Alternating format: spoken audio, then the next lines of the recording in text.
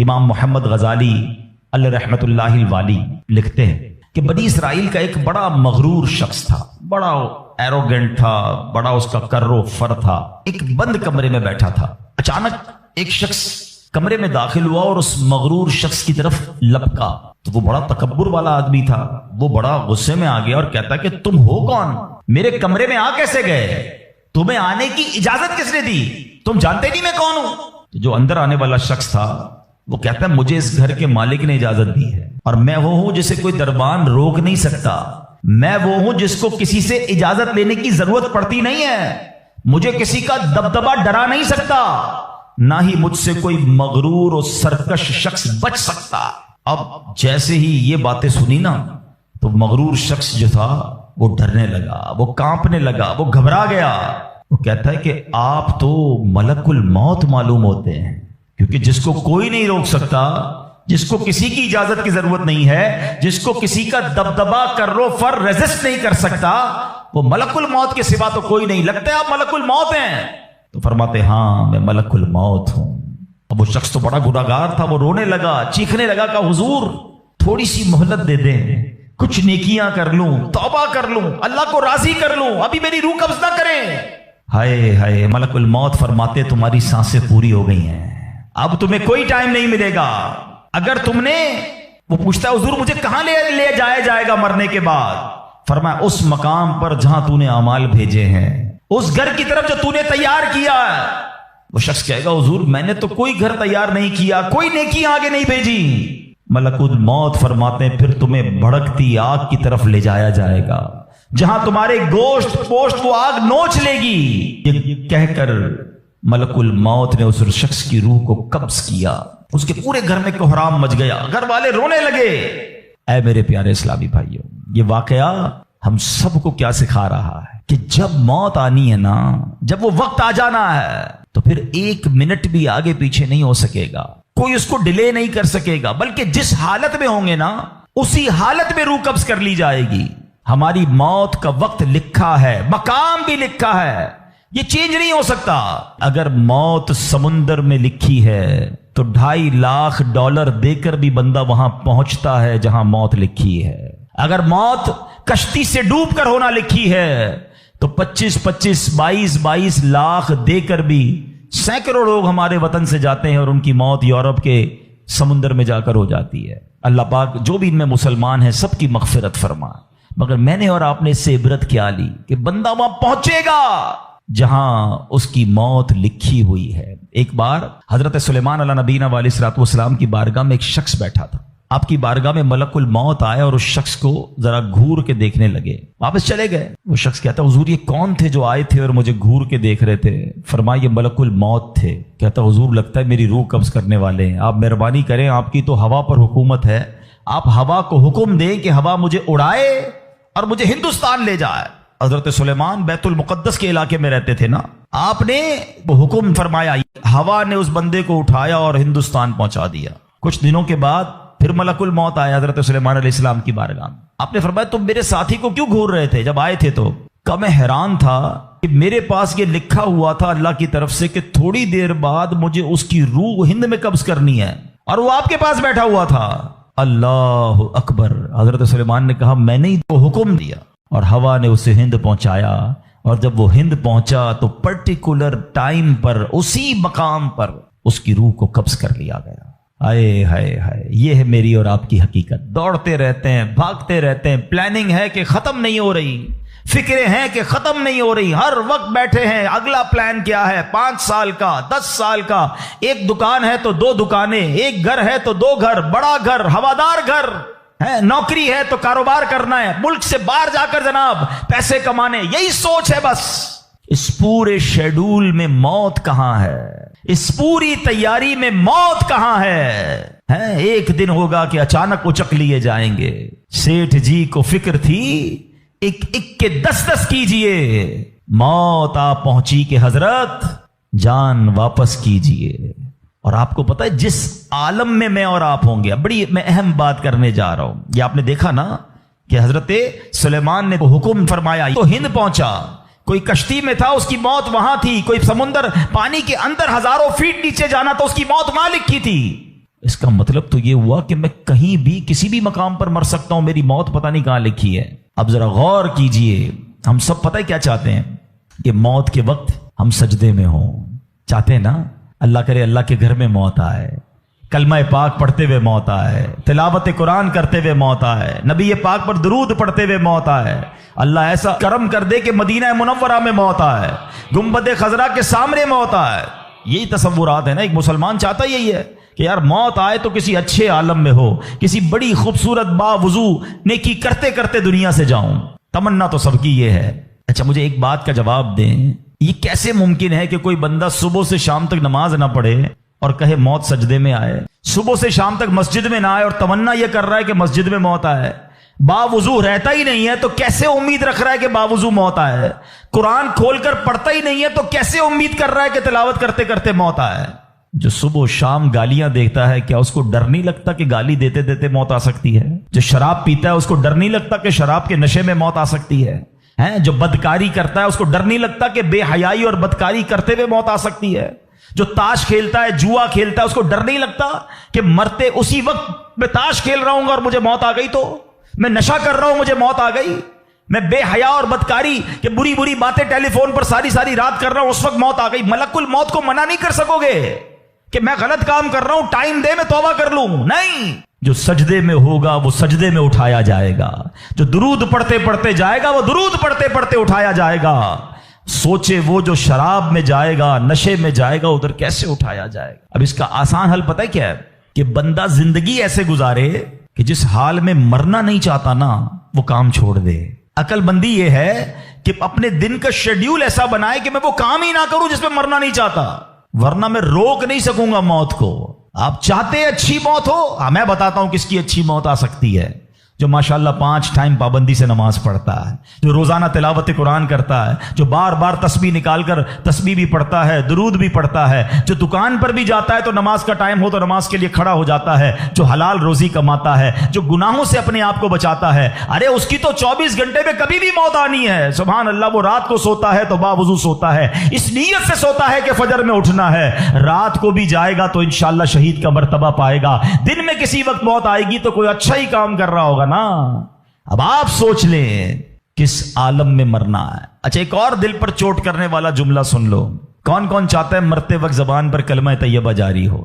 ہائے ہائے، فضیلت پتہ ہے کیسی ہے؟ حدیث پاک میں آتا ہے جس کی زبان پر، حدیث کا مضمون ہے، آخری کلمہ لا الہ الا اللہ ہوگا، دخل الجنہ، وہ جنت میں داخل ہو جائے گا۔ ہم ہر مسلمان چاہتا ہے، ٹھیک ہے؟ آپ سب نے ہاتھ اٹھایا کہ آپ سب چاہتے ہیں مرتے وقت کلمہ پاک زبان پر ہو۔ اب ہاتھ نہیں اٹھانا، آپ سے پوچھ رہا ہوں، اپنے آپ سے ہی پوچھ رہا ہوں، آج پورے دن میں کتنی بار کلمہ پڑھا ہے؟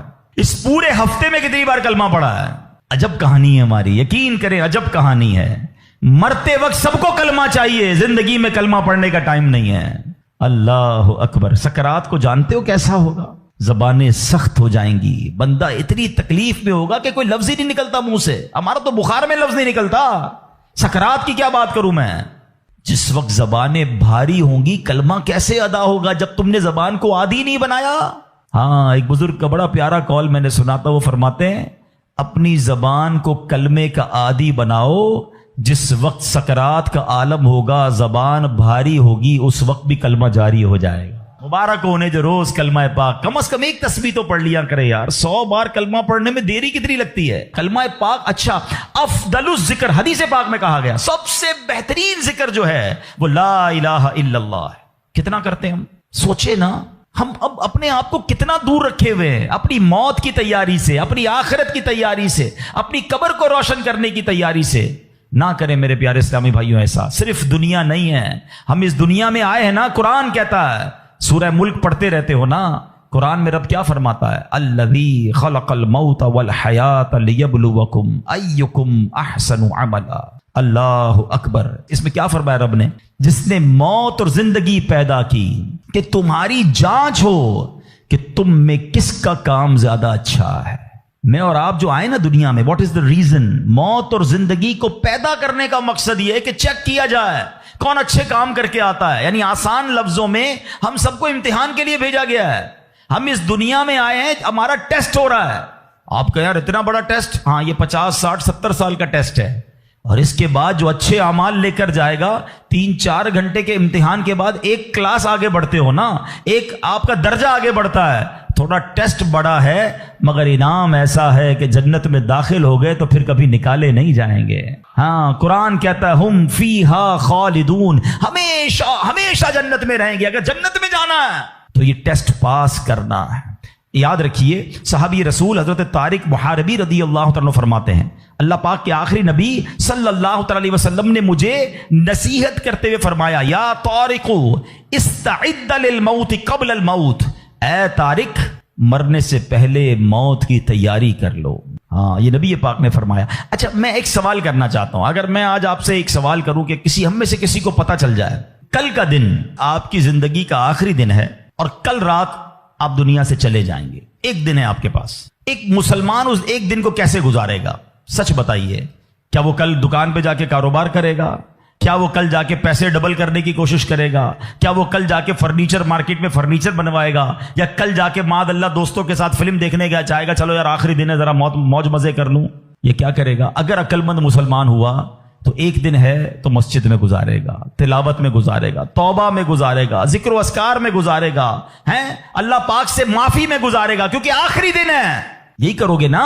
اگر پتہ چل جائے، مجھے بتاؤ کیا ہمیں پتا ہے ہمارا آخری دن ہے کہ نہیں ہے؟ ہمیں تو کل کی بات چھوڑے آج رات کا نہیں پتا ہے، تو پھر کیوں تیاری نہیں کر رہے؟ پتا چل جائے تو تیاری کریں گے۔ میں تو پہلے ہی بتا رہا ہوں آپ کو، آپ میں سے کتنے لوگ بیٹھے جن کو پتا ہے کل صبح تک زندہ رہیں گے؟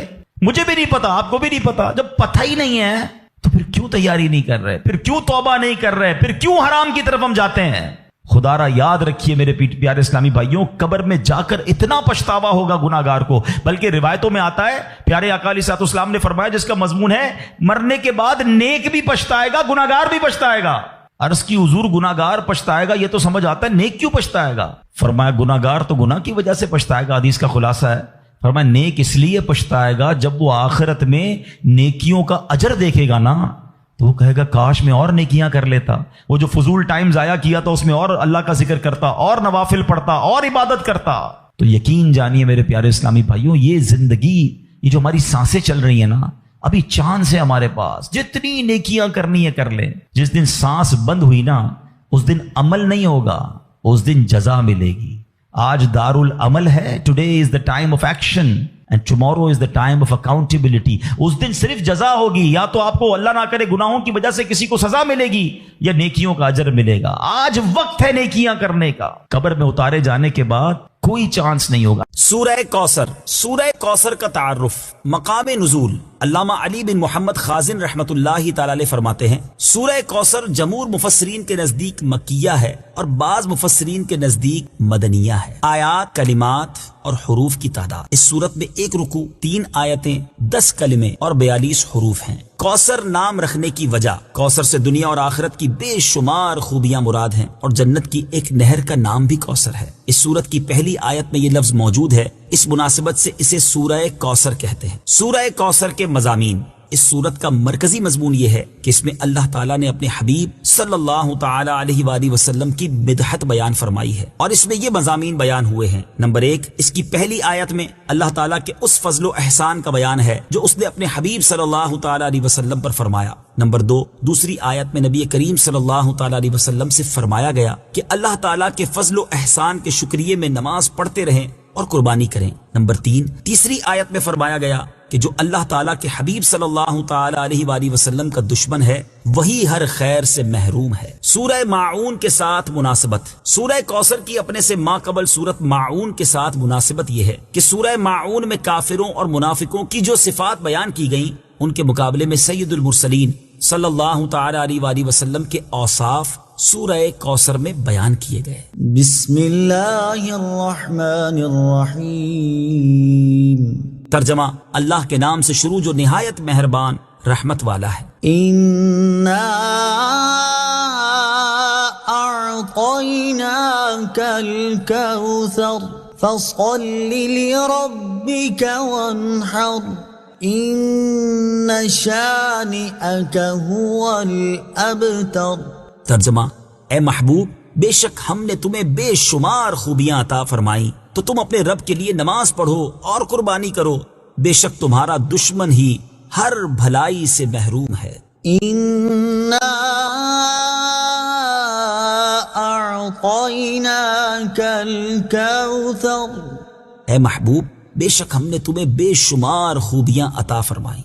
تفسیر صراط الجنان میں ہے، کوثر کی تفسیر میں مفسرین کے مختلف اقوال ہیں، ان سب اقوال کا خلاصہ یہ ہے کہ اے محبوب بے شک ہم نے تمہیں بے شمار خوبیاں عطا فرمائیں اور کثیر فضائل عنایت کر کے تمہیں تمام مخلوق پر افضل کیا، آپ کو حسن ظاہر بھی دیا، حسن باطن بھی عطا کیا، نسب عالی بھی، نبوت بھی، کتاب بھی، حکمت بھی، علم بھی، شفاعت بھی، حوض کوثر بھی، مقام محمود بھی، امت کی کثرت بھی، دین کے دشمنوں پر غلبہ بھی، فتوحات کی کثرت بھی، اور بے شمار نعمتیں اور فضیلتیں عطا کی جن کی انتہا نہیں۔ آیت إنا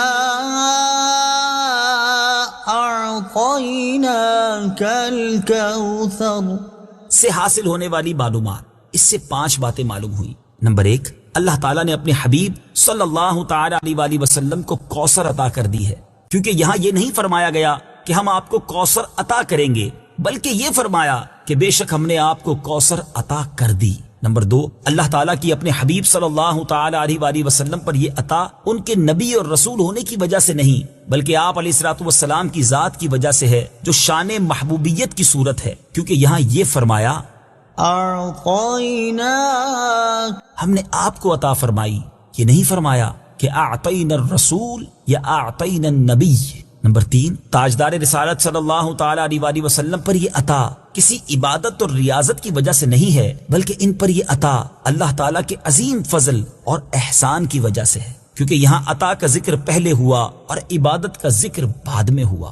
نمبر 4، اللہ تعالیٰ نے آپ کو کوثر کا مالک بنا دیا ہے، تو آپ جسے چاہیں جو چاہیں عطا کر سکتے ہیں۔ نمبر 5، سید المرسلین صلی اللہ تعالی علیہ وآلہ وسلم کی مدحت خود رب تعالیٰ فرماتا ہے۔ اعلیٰ حضرت امام احمد رضا خان علیہ الرحمت الرحمان فرماتے ہیں، انا اعطیناک الکوثر، ساری کثرت پاتے یہ ہیں، ٹھنڈا ٹھنڈا، میٹھا میٹھا، پیتے ہم ہیں، پلاتے یہ ہیں۔ اور ایک اور جگہ فرماتے ہیں نا، اے رضا خود صاحب قرآن ہے، مداح ہے حضور، تجھ سے کب ممکن ہے پھر مدحت رسول اللہ کی۔ فصل لربك وانحر، تو تم اپنے رب کے لیے نماز پڑھو اور قربانی کرو۔